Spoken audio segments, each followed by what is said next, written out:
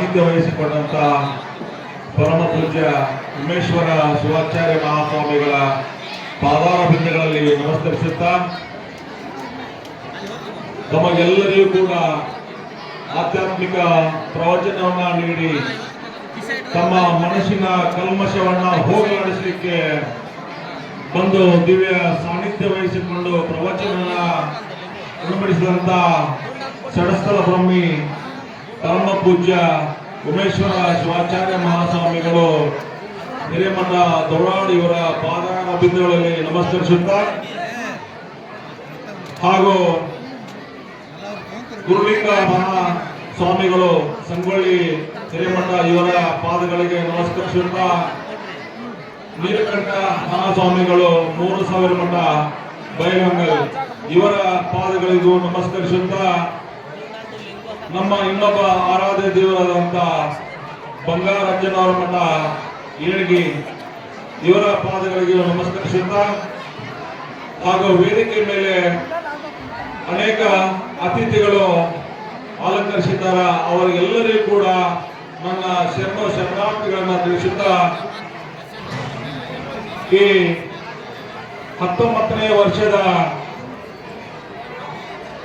ಹುಲಿ ಅಜ್ಜನವರ ಜಾತ್ರೆ ಹಾಗೂ ಲಕ್ಷ ದೀಪೋತ್ಸವದ ಕಾರ್ಯಕ್ರಮದ ಅಂಗವಾಗಿ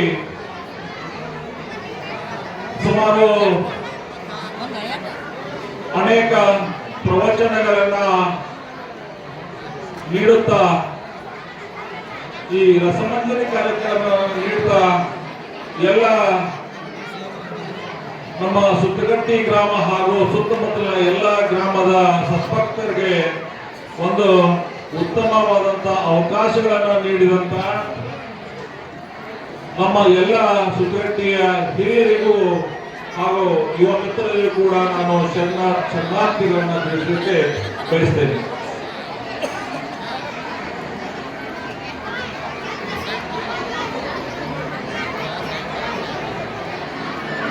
ಈ ಆಧ್ಯಾತ್ಮಿಕ ಸಂಘ ಹೆಂಗಿದೆ ಅಂತಂದ್ರೆ ನಾವು ಬೆಳಗ್ಗೆ ಕೂಡಲೇ ಹೆಂಗ ಸ್ನಾನ ಮಾಡ್ತೀವಿ, ಶುಭ್ರವಾದಂತ ಬಟ್ಟೆಯನ್ನ ಹಾಕೋತೀವಿ, ಶೇವಿಂಗ್ ಮಾಡ್ಕೋತೀವಿ, ನೀಟಾಗಿ ಮನೆಯಿಂದ ಆಚೆ ಬರ್ತೀವಿ. ಇದು ಎದಕ್ಕಂತಂದ್ರ ನಮ್ಮ ಶರೀರದ ಮೇಲಿರ್ತಕ್ಕಂಥ ಕೊಳಕನ್ನ ಹೋಗಲಾಡಿಸಿ ನಮ್ಮ ಶರೀರದಲ್ಲಿ ಇರ್ತಕ್ಕಂಥ ಜನ ನಮ್ಮನ್ನ ಪ್ರೀತಿ ಮಾಡಲಿ ಅಂತೇಳಿ ನಾವು ಕೊಳಕ ಬಟ್ಟೆಯನ್ನ ಹಾಕೊಂಡು ಹೋದ್ರ 1 ದಿವಸ ಮಾತಾಡ್ತಾರ, 2 ದಿವಸ ಮಾತಾಡ್ತಾರ, 3ನೇ ದಿನ ನಮ್ಗ ಏನಪ್ಪ ಇವನು ಇಂಜಾಕಿದ್ದಾನ ಅಂತೇಳಿ ನಮ್ಮನ್ನ ದೂರ ತಳ್ಳಿ ಮಾತಾಡ್ಲಿಕ್ಕೂ ಕೂಡ ಜನ ಮನಸ್ಸು ಮಾಡ್ತಾರೆ. ಅದಕ್ಕೆ ಹೇಗ ನಮ್ಮ ಶರೀರದ ಬಾಹ್ಯ ಶರೀರವನ್ನ ನಾವು ಶುದ್ಧವಾಗಿ ಇಟ್ಕೋತೀವಿ, ಹಾಗ ಆಂತರಿಕವಾದಂತ ನಮ್ಮ ಶರೀರನ್ನು ಕೂಡ ನಾವು ಶುದ್ಧವಾಗಿ ಇಟ್ಕೋಬೇಕಂತಂದ್ರ ಈ ಗುರುಗಳ ಸನ್ನಿಹ, ಈ ಗುರುಗಳ ಒಂದು ಸಂಬಂಧ ಯಾವಾಗ ನಮಗ ಹೆಚ್ಚು ಹೆಚ್ಚು ಒಲಿತದ ಅವಾಗ ನಮಗ ಆಂತರಿಕವಾಗಿರ್ತಕ್ಕಂಥ ನಮ್ಮ ಮನಸ್ಸು ಕೂಡ ಅಷ್ಟೇ ಶುದ್ಧವಾಗಿರ್ತದ. ಆ ಮನಸ್ಸು ಯಾವಾಗ ಶುದ್ಧವಾಗಿರ್ತದ ನಮ್ಮ ಬಾಹ್ಯ ಒಂದು ಶರೀರ ಕೂಡ ಅಷ್ಟೇ ಶುದ್ಧವಾಗಿ ಕಾಣಲಿಕ್ಕೆ ಕೂಡ ಇಷ್ಟಪಡ್ತದ. ನಾನು ಹೇಳೋದಿಷ್ಟೇ, ಅನೇಕ ನಮ್ಮೂರಲ್ಲಿ ಪ್ರತಿ ಓಣಿಗೆ ಒಂದೊಂದು ದೇವಸ್ಥಾನಗಳಿದ್ದಾವ. ಸುಮಾರು 2 ವರ್ಷದ ಹಿಂದಗಡೆ ಒಂದು ಬೃಹತ್ತಾದಂತ ಆಂಜನೇಯನ ದೇವಸ್ಥಾನವನ್ನ ಕಟ್ಟಿ ಆಂಜನೇಯನ ಮೂರ್ತಿಯನ್ನ ಪ್ರತಿಷ್ಠಾಪನೆ ಮಾಡಿದ್ರು. ಯಾಕಂತಂದ್ರ ಊರಿಗೆ ದೇವಸ್ಥಾನಗಳು ಎಷ್ಟು ಮುಖ್ಯನೋ ಆ ದೇವಸ್ಥಾನಗಳಲ್ಲಿ ಕೂಡ ಪ್ರತಿನಿತ್ಯ ಪೂಜೆ ಕೂಡ ನಡೆಯುವುದು ಕೂಡ ಅಷ್ಟೇ ಮುಖ್ಯವಾಗ್ತದೆ. ನಾವು ದೇವಸ್ಥಾನಗಳನ್ನ ಕಟ್ಟಿ ಆ ದೇವಸ್ಥಾನಗಳನ್ನ ನಾವು ಕಿಟಕಿ ಬಾಗಿಲುಗಳನ್ನ ರಿಪೇರಿ ಮಾಡಲಿಕ್ಕೂ ಕೂಡ ಒಂದೊಂದು ಸಾರಿ ಬಹಳ ಜನ ವಿಚಾರ ಮಾಡ್ತಾರೆ. ಹಾಗಾಗಬಾರ್ದು. ಒಂದು ದೇವಸ್ಥಾನಗಳನ್ನ ಕಟ್ಟಿದ ಮೇಲೆ ಅಲ್ಲಿರ್ತಕ್ಕಂಥ ಮೂರ್ತಿಗೆ ಪ್ರಾಣ ಪ್ರತಿಷ್ಠಾಪನೆ ಮಾಡಿ ಏನು ಗಟ್ಟಿಗೊಳಿಸಿರ್ತಾರ ಆ ಮೂರ್ತಿಗೆ ಪ್ರತಿನಿತ್ಯ ಕೂಡ ಪೂಜೆ ನಡೀಬೇಕು. ಅವಾಗ ಮಾತ್ರ ಆ ಊರಿಗೆ ಶ್ರೇಷ್ಠವಾದಂತ ಸಂಕಲವನ್ನ ಸಮಯ ಬರ್ತದ. ಇವತ್ತು ನಾವೆಲ್ಲರೂ ಕೂಡ ಹುಲಿ ಅಜ್ಜಮ್ಮನವರ ಆಶೀರ್ವಾದದಿಂದ ಇವತ್ತು ಮಳೆ ಬೆಳೆ ಚೆನ್ನಾಗಿದ್ದು ನಾವೆಲ್ಲರೂ ಕೂಡ ಸಮೃದ್ಧಿಯಾಗಿ ಜೀವನ ಮಾಡ್ಲಿಕ್ಕೆ ಕಾರಣ ಏನಂತಂದ್ರೆ ನಮ್ಮ ಅಜ್ಜನ ಆಶೀರ್ವಾದ. ಇವತ್ತು ಪ್ರತಿ ವರ್ಷದಂತೆ ಸುಮಾರು 19 ವರ್ಷದಿಂದಲೂ ಕೂಡ ನಿರಂತರವಾಗಿ ಬೃಹತ್ ಪ್ರಮಾಣದಲ್ಲಿ ಜಾತ್ರೆಯನ್ನ ಮಾಡ್ತಾ ಬಂದಿದ್ದೇವೆ. ಆ ಜಾತ್ರೆಯ ಉದ್ದೇಶ ಇಷ್ಟೇ, ಪ್ರತಿ ವರ್ಷವೂ ಕೂಡ ನಾವು ಸುಮಾರು 5-6 ದಿನಗಳ ಕಾಲ ಅಜ್ಜನ ಆಶೀರ್ವಾದ ತಗೋಬೇಕು. ಅನೇಕ ಪೂಜ್ಯರುಗಳನ್ನ ನಮ್ಮ ಊರಿಗೆ ಕರೆಸಿಕೊಂಡು ಆ ಪೂಜ್ಯರ ಆಶೀರ್ವಾದಗಳನ್ನ ತಗೋಬೇಕು.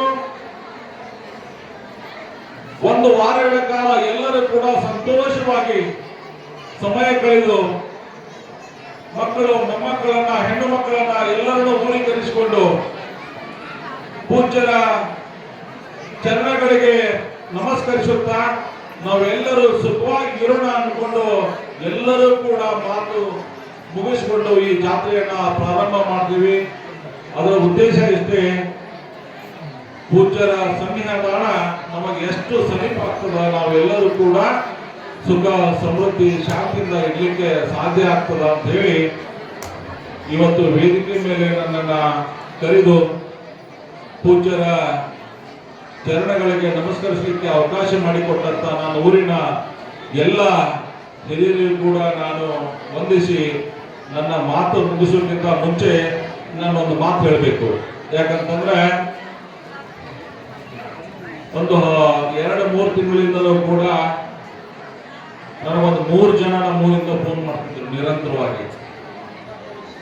ಈರನಗೌಡ ಪಾಟೀಲ್ ಅವರು, ಮಲ್ಲಪ್ಪ ದಳವಾಯಿ ಅವರು ಹಾಗೂ ನಮ್ಮ ಬಾಳಯ್ಯ ಅಜ್ಜರು 3 ಜನ ಫೋನ್ ಮಾಡಿ ಏನ್ ಹೇಳ್ತಿದ್ರು ಅಂತಂದ್ರ ಅವಾಗ ನಮ್ಮ ಬಸವರಾಜ್ ಹಲ್ಲಾಪುರ ಅವರು, ಇಲ್ಲ ಇದೊಂದೇನೋ ಮಾಡಿಸ್ಬೇಕು, ನೀನು 1 ಲಕ್ಷ ಕೊಡ್ತೀನೋ 2 ಲಕ್ಷ ಕೊಡ್ತೀನೋ ಕೊಡು, ದೇವರ ಎಲ್ಲ ಕೊಟ್ಟಿದ್ದನ್ನ ಅಜ್ಜನ ಆಶೀರ್ವಾದ ಸಿಗ್ತದೆ ಅಂತ. ನಾನು ಕೂಡ ಏನೋ ಅಜ್ಜನ ಮನಸ್ಸಿನಾಗ ಬಂದಿದ್ದು ಇಲ್ಲೋ ಗೊತ್ತಿಲ್ಲ. ನಾನು ನೋಡೋಣ ಮಾಡೋಣ, ನೋಡೋಣ ಹೇಳ್ತೀನಿ, ನೋಡೋಣ ಅಲ್ಲಿದ್ದೀನಿ ಇಲ್ಲಿದ್ದೀನಿ ಅಂತ ಹೇಳ್ತಾ ಬಂದೆ.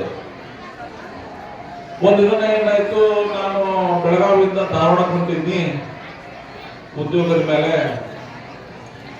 ಈರನಗೌಡರು, ಮಲ್ಲೇಶ್ವರ ದಳವಾಯಿ ಅವರು, ಬಾಳಯ್ಯರು ಕೂಡಿ ನಾವು ಗುಡಿಯಾಗ ಕೂತಿದ್ದೀವಿ. ಏನು ಭಾಳ ಬರುದಿಲ್ಲಪ್ಪ ಮಾಡ್ಬಿಡು ಅಂತ.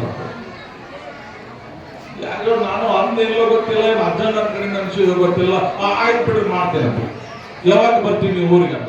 ಹಾಗಾದ್ರೆ ಅಜ್ಜನ ಕೇಳಿಬಿಡ್ರಿ ಬಂದ್ಬಿಡ್ತೀನಿ ಅಂತ. ಅಜ್ಜರ ಕೇಳಿದ್ರು, ನಮ್ಮ ಪೂಜೆ ಉಮೇಶ್ವರ ಅಜ್ಜರು, ದೊಡ್ಡವಾಡ ಅಜ್ಜರು ಒಂದು ಸಮಯ ಕೊಟ್ಟರು, ಪೂಜೆ ಮಾಡಿದೀವಿ. ಅದು ಏನಂತಂದ್ರ ನಾನು ಕೂಡ ನನ್ನ ಮಣಿಯನ್ನ ಕಟ್ಟಲಿಕ್ಕೆ ಸುಮಾರು 3.5 ವರ್ಷ ತಗೊಂಡಿದ್ದೀನಿ ನನ್ನ ಮಣಿ ಕಟ್ಟಲಿಕ್ಕೆ. ಈ 8 ದಿನದಲ್ಲೇನೆ ಇದು ಆಗೈತಿ ಅಂತಂದ್ರೆ ನನಗೂ ಕೂಡ ನಂಬಲಿಕ್ಕೆ ಸಾಧ್ಯ ಇಲ್ಲ. ಅದ್ರ ಏನು ಎಲ್ಲ ಕೀರ್ತಿದೆ ಅಲ್ಲ, ಈ 8 ದಿನದಲ್ಲಿ ಇದು ನಿರ್ಮಾಣ ಆಗಿದೆ ಅಂತಂದ್ರೆ ಇದ್ರ ಎಲ್ಲ ಶ್ರೇಯಸ್ಸು ಕೂಡ ಹುಲಿ ಅಜ್ಜನವರ ಪಾದಗಳಿಗೆ ಸಲ್ಲಿಸಬೇಕು ಹೊರತು ಬೇರೆ ಯಾರಿಗೂ ಅಲ್ಲ. ಅದಕ್ಕಾಗಿ ನಾವು ಪವಾಡಗಳನ್ನ ನೋಡ್ಲಿಕ್ಕೆ ದೇಶ ಸುತ್ತಬೇಕಾಗಿಲ್ಲ, ಎಲ್ಲಿ ಹೋಗಿ ನಾವು ಮನಃಶಾಂತಿಯನ್ನ ನೋಡ್ಕೊಳ್ಳಿಕ್ಕೆ ಅಲ್ಲಿ ಇಲ್ಲಿ ಹೋಗ್ಬೇಕಾಗಿಲ್ಲ. ಪವಾಡಗಳನ್ನ ನಡೆಸಲಿಕ್ಕೆ, ನಮ್ಮ ಜೀವನ ಸುಖ ಶಾಂತಿಯಿಂದ ಇರ್ಲಿಕ್ಕೆ ನಮ್ಮ ಪಕ್ಕದಲ್ಲೇ ಇರ್ತಕ್ಕಂಥ ಗುರುಗಳ ಪಾದಗಳಿಗೆ ನಾವು ನಮಸ್ಕರಿಸಿದ್ರೆ ಸಾಕು, ಇಲ್ಲೇ ಪವಾಡ ಆಗ್ತದ, ನಮ್ಮ ಜೀವನ ಕೂಡ ಪಾವನ. ನನ್ನ ಮನೆಯಲ್ಲಿ ಕೂಡ ಕೇಳಿದ್ರು, ಏನ್ರಿ ನೀವು ಮೊನ್ನೆ 8 ದಿನ ಹಿಂದೆ ಪೂಜೆ ಮಾಡಿದ್ರಿ, ಈಗ ಎಲ್ಲ ಮುಗಿದಂತ ಹೇಳಾಕತ್ತೀರಿ, ಯಾಕೋ ನನಗೆ ಡೌಟ್ ಬರಾಕತ್ತೈತಿ ಅಂತಂದ್ರು. ಇಲ್ಲ, ಅದು ಅಜ್ಜನ ಮಹಿಮೆ, ರಾತ್ರಿಯಾಗಲಿ ಕೂಡಿ ಎಲ್ಲ ಕೆಲಸ ಮಾಡಿದಾರ, ನಂದು ಏನೂ ಇಲ್ಲ, ನಾನು ಮಾಡಂತ ಹೇಳಿದ್ದೀನಿ ಅಷ್ಟೇ. ಹೀಗಾಗಿ ಅತ್ಯಂತ ಪ್ರೀತಿಯಿಂದ ಈ ಕೆಲಸನೂ ಕೂಡ ಮಾಡ್ತಕ್ಕಂಥ ಬಂದವರು ಕೂಡ ಪ್ರೀತಿಯಿಂದ ಮಾಡಿದ್ದಾರೆ. ನನ್ನ ಊರಿನ ಜನ ನನ್ನ ಏನು ಕೇಳಿಲ್ಲ, ನೀ ಅದನ್ನು ತಗೊಂಬ ಇದನ್ನು ತಗೊಂಬ. ರಾತ್ರಿ ಎಲ್ಲ ಅವರು ಕೂಡ ಕುಂತು ಎಲ್ಲರೂ ಶ್ರಮಪಟ್ಟು ಕೆಲಸ ಮಾಡಿದ್ದಾರೆ. ಈ ಶ್ರೇಯಸ್ಸು ನನಗೆ ಮಾತ್ರ ಅಲ್ಲ, ನನ್ನ ಊರಿನ ಎಲ್ಲ ಜನಕ್ಕೂ ಕೂಡ ಸೇರ್ತದೆ ಅಂತ ಹೇಳಿ ನಾನು ಎರಡು ಮಾತುಗಳಿಗೆ ನಮಸ್ಕರಿಸ್ತಾ ಜೈ ಹಿಂದ್ ಜೈ ಕರ್ನಾಟಕ. ಶ್ರೀಯುತರು ದೊಡ್ಡದಾದಂತಹ ಭಕ್ತಿ ಸೇವೆಯನ್ನು ಮಾಡಿದ್ದರು. ನಾನೇನೂ ಅಲ್ಲ ಅನ್ನುವಂಥ ಮಾತನ್ನ ಹೇಳುವುದಿಲ್ಲ, ಅದು ನಿಜವಾದ ಅವರ ದೊಡ್ಡ ಗುಣ.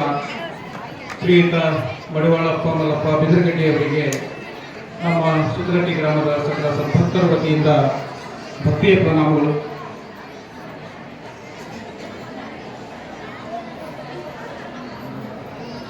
ಬಂಧುಗಳೇ, ಮರವಿದ್ದು ಫಲವೇನು ನೆರಳಿಲ್ಲದನ್ನಕ್ಕ, ಧನವಿದ್ದು ಫಲವೇನು ದಯವಿಲ್ಲದನ್ನಕ್ಕ, ಹಸುವಿದ್ದು ಫಲವೇನು ಹಯನವಿಲ್ಲದನ್ನಕ್ಕ, ರೂಪಿದ್ದು ಫಲವೇನು ಗುಣವಿಲ್ಲದನ್ನಕ್ಕ, ನಾನಿದ್ದು ಫಲವೇನು ನಿಮ್ಮ ಜ್ಞಾನವಿಲ್ಲದನ್ನಕ್ಕ, ಚೆನ್ನಮಲ್ಲಿಕಾರ್ಜುನಯ್ಯ ಚೆನ್ನಮಲ್ಲಿಕಾರ್ಜುನಯ್ಯ ಎಂಬ ಮಹಾದೇವಿಯಕ್ಕನ ಮಾತುಗಳನ್ನು ನೆನೆಯುತ್ತಾ ನಮ್ಮ ಗ್ರಾಮದಲ್ಲಿ ಬೆಳಕಿನಿಂದ ಕಂಗೊಳಿಸುವಂತೆ ಲಕ್ಷ ದೀಪೋತ್ಸವವನ್ನು ಉದ್ಘಾಟಿಸಿ ನಮ್ಮನ್ನೆಲ್ಲ ಪಾವನರನ್ನಾಗಿಸಿದಂಥ ಪರಮ ಪೂಜ್ಯ ಶ್ರೀಮನ್ ನಿರಂಜನ ಪ್ರಭು ನೀಲಕಂಠ ಮಹಾಸ್ವಾಮಿಗಳು 3000 ಮಠ ಬೈಲಹೊಂಗಲ ಪರಮ ಪೂಜ್ಯರಿಂದ ಆಧ್ಯಾತ್ಮಿಕ ನುಡಿಗಳು.